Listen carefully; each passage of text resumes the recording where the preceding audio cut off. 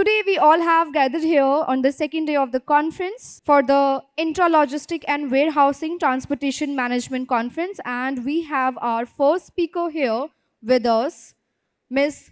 Diksha Nigam, Senior Manager at Startup India. Please give a big round of applause, ladies and gentlemen, for Ms. Diksha Nigam. She'll be discussing about introduction to Startup India here on the stage. Please give a big round of applause for Ms. Diksha.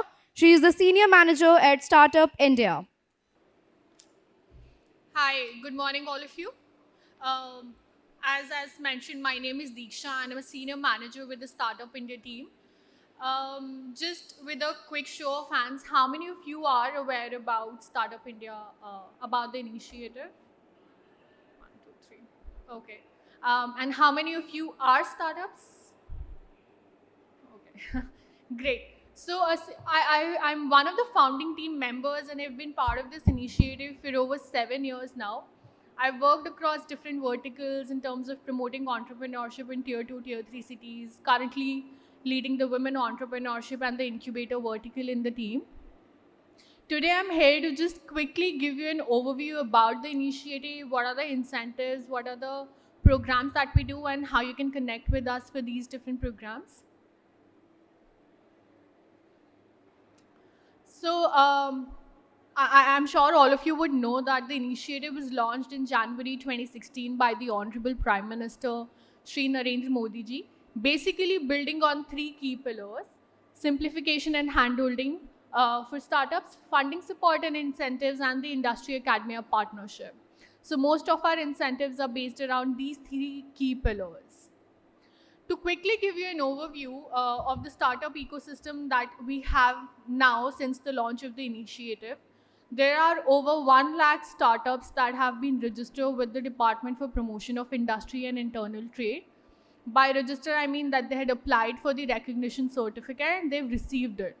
And interesting to know that about 50% of these startups come from the tier 2, tier 3 cities of the country, and about 48% of these have at least one women director. Now, how we've seen the growth is visible on the screen, wherein when we had launched, we had about 4,000 startups in the ecosystem, and now we have over 1 lakh. And similarly, we've seen a tremendous growth in terms of the state policies, the regulations that have eased, the funding that has come in ecosystem, and the incubators that have been set up as part of the various government initiatives. Now with the presentation, I would like to touch base upon these key hand-holding pillars. Now, when I say that there are over 1 lakh startups that are recognized with the government, that means that these startups are less than 10 years old. They have a turnover of less than 100 crores and they are a registered entity. Only sole proprietors are not allowed. Rest all other entities can register as part of DPIIT. And it's a very quick 10 to 15-minute process, which is through the online application on the Startup India portal. All you need is your company incorporation certificate and a presentation or a website link or a video to showcase what you're doing. You submit the form and you get a response in maximum of 2 to 3 working days, whether your application is complete, incomplete, approved, or not approved. Now, once you get recognized, mentioned below are a few key incentives that you get eligible. You can apply for income tax exemptions. You get special consideration when you're applying for government tenders. So your prior experience criteria, prior turnover criteria, submission of earnest money deposit, startups are exempted from these criteria when they apply for all central government, central PSU tenders. And there is also a government e-marketplace which has a startup runway wherein you can sell to the government departments. Even if a government wants to do a pilot with any startup, because all the startups have innovative technologies and do not fulfill the tender criteria, they can do that pilot through the GEM startup runway. Similarly, there are IPR support. You get 80% rebate in terms of IPR fee. You get 50% rebate in trademark application fee. And there is a list of facilitators that support you in applying for these patents and trademarks on pro bono basis. So you don't pay the facilitator fee. Now, the incentives and the programs, we try and capture all stages of the startups when we work on different programs. So if you're an ideation stage startup, there is an idea bank on the Startup India platform. There are a lot of research reports and blogs to help you understand how you work around an idea, what are the key sectors, what are the areas wherein you can start your own venture. And there are a lot of learning and development programs also available to help you understand the basics of business or entrepreneurship.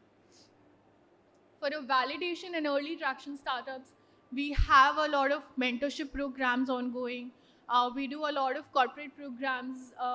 There are resource partners available on the platform. We have pitch deck formats, HR templates, etc., all available on pro bono basis for startups to just download and use. For growth stage startups, we have funding schemes as well. We have National Startup Awards, which is one of the marquee programs of DPIIT, and there are a lot of international programs also available for startups to participate. Um, so how we connect with startups is through the Startup India platform.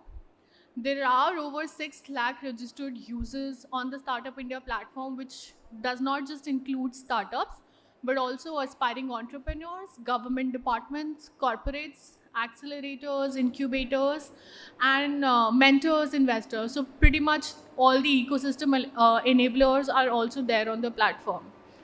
Um, in terms of resources, we work with a lot of corporates, a lot of government departments, and most of these programs are listed on the Startup India platform. All the resources that I had mentioned about in the previous slide can also be accessed through the Startup India platform itself. We had recently launched a platform called Mark because we connect with a lot of startups and they are looking for strategic advisories and mentorship support from experienced professionals. So this platform has a lot of mentors registered who are willing to connect with startups on pro bono basis. And all these mentors and startups are verified by the team.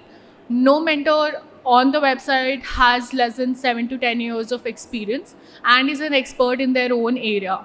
Also, the recommendations are basis the mentor you are looking for. So if you're looking for a marketing advisory on marketing in maybe a fintech sector, then you would be recommended a mentor which matches this criteria, and then you can connect with the mentor.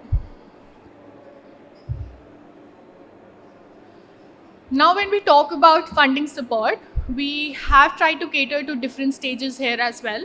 So we have a Startup India seed fund scheme for very early stage startups or not more than 2 years old. Startups get grant as a part of this initiative if they're looking to build prototype or working on their ideas, and are eligible to get debt if they are ready to go to the market. So it's ideation to validation stage is grant, and then post that is debt funding that you get through this scheme. Then we have the fund of funds for early stage, late stage startup, which is equity funding through the VCs. This is being managed by SIDBI, and we have recently also operationalized the credit guarantee scheme, which is the collateral free loan for startups. Now, a lot of startups also face difficulty in connecting with investors, even for the fund of funds. So we have recently launched the Investor Connect platform, wherein all the VCs are listed. The ultimate objective is to route all sort of funding through this platform itself, be it debt, be it grant, or equity funding. So as of now, there are about 119 VCs listed on the Investor Connect platform who open investment opportunities, and the startups can apply through the platform itself.